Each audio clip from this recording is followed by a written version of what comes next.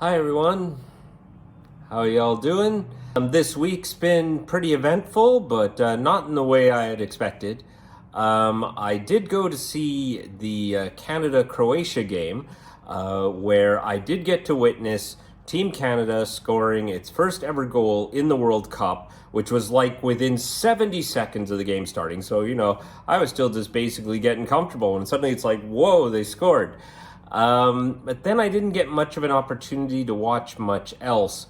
I came down with a stomach bug, which made me pretty ill, such that by the third day I had to go to hospital to get myself some IV fluids, medicine, get some tests done.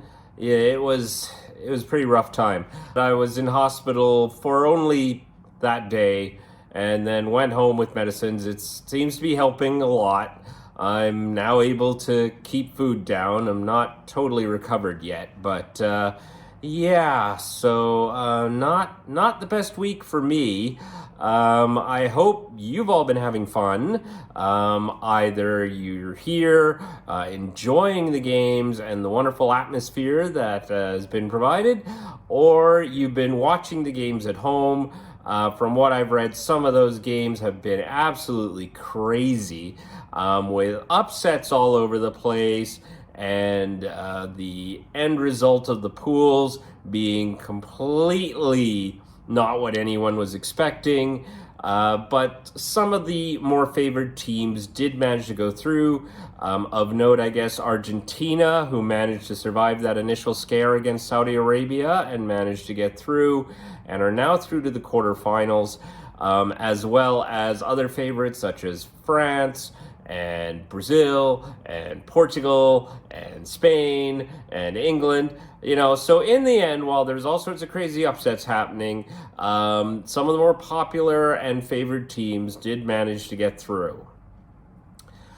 So while I don't have a lot to talk about in terms of the games, since I didn't see many of them, I will just take a moment to kind of highlight like a tale of two countries, Qatar and Canada.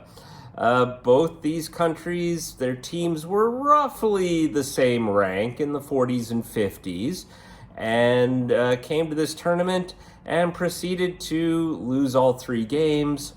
And I believe it wound up being pretty much 7 goals against and 1 or 2 goals for at the end of those 3 games. I think Canada was they had 2 goals total in the end, and Qatar had 1. But it was a real contrast to how the team's results were kind of treated in their country. In Canada, the expectation was never, they're going to storm through and they're going to, go straight into the knockout rounds, no problem. Canadians are very happy and surprised that Canada managed to top the North American League and get to the World Cup. And while everyone was very hopeful that maybe they'll do well, maybe they'll win a game, this would be great, I don't think anyone was really heaping expectations on them that, they were going to beat Belgium and Croatia en route to getting into the knockout stages. And so the general view in Canada of their performance is, hey, you got goals and you really gave it a good try. Shame you didn't win that, key game against Belgium. You really should have. You just got really unlucky. Good on you. Great platform for 2026 when Canada is co-hosting, and, good play. In Qatar, however, the view of their team is a bit different. I guess the Qatari population really heaped a bit more expectation on the team. Now, granted, they won the Asia Cup 2 years ago. They were semi-finalists at the Arab Cup last year, I think eventually coming in third. And so expectations were a bit higher that they were going to perform well. And starting off with that Ecuador game, which was rough. Like, that was a rough game. I don't know what happened to the team. Like, it was not the team that I had remembered. Qataris are, by and large, not very happy with how they did. And it's interesting in how you have these two teams roughly the same rank, and their performance was roughly the same in the group stages, yet how they're perceived by their countries is completely different. And I feel a bit bad for the Qatari team. I mean, there had to be a lot of pressure on those guys. And I was really surprised at that initial game. I think they were just shell-shocked and overwhelmed by the whole experience. Because I remember seeing their friendly match against Chile, I think just 2 or 3 weeks earlier. And that wound up being a draw, but it could have gone either way. And, Chile was a pretty solid team. And Qatar performed very well. But that was not the team I saw during the group stages.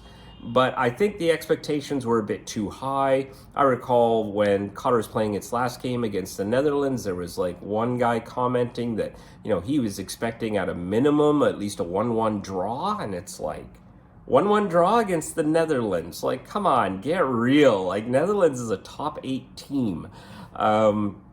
You can't make that your expectation that Qatar is going to pull a draw against one of the best teams in the world. Like, get real. Yes, we can all hope they'll do well, but you can't kind of go, yeah, that's the minimum they need to hit. No way. Get real. Sorry, like I said, still haven't completely recovered from this stomach bug. So, yeah, unfortunately, haven't really had much of a time to enjoy the festivities. Friends called me today. They had an extra ticket for the France-Poland game, but there was no way I could go. And man, I just watched it on TV. What a crazy game that was. Kind of wish I could have been there, but I don't have the energy. I don't have the energy for it. But I figure in the next couple of days I'll be back to full strength, and then I'll do an overview of the quarterfinal matches. At least hopefully I'll get to see some. I don't have any tickets yet. I'm just gonna kind of hope some invites kind of come my way. We'll have to see what happens. But another thing I'd like to quickly point out is how well things appear to be going, and I base this on the British press, which are by and large totally against Qatar having this World Cup and are looking for any opportunity to pick apart anything going wrong. So it's not so much a matter of what the British press are reporting on, it's the things that the British press aren't reporting on, which means it's going fine. For example, I'm not seeing any articles about the metro system just not being able to cope with the number of people. I'm not seeing articles about fighting. I'm not seeing articles about riots or hooligans or, mass disruptive behavior or overbearing police or any of these kinds of issues that are pretty standard for major football tournaments nowadays. It just doesn't seem to be happening.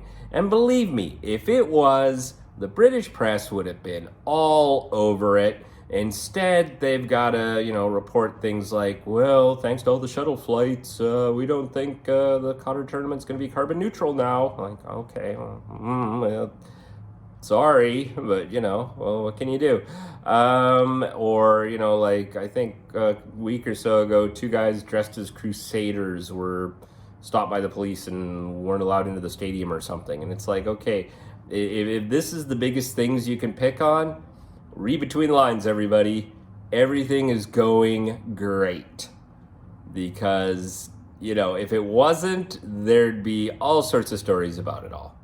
So it's actually been very encouraging reading this and starting to see more reports filtering in from people going, actually, wow, this tournament's turning out to be really nice. It's very nice for families. It's been very nice for women who don't seem to be getting hassled at all and aren't running into the kind of problems they tend to run into at football matches. Families being able to go to 10 p.m. games and not being worried about drunken louts causing problems. It seems to be working out great. And I hope it continues. We got 2 weeks to go. So I'll say goodbye for now. And I'll post again when I get better. Hope you're all having a good time. And we'll see you soon.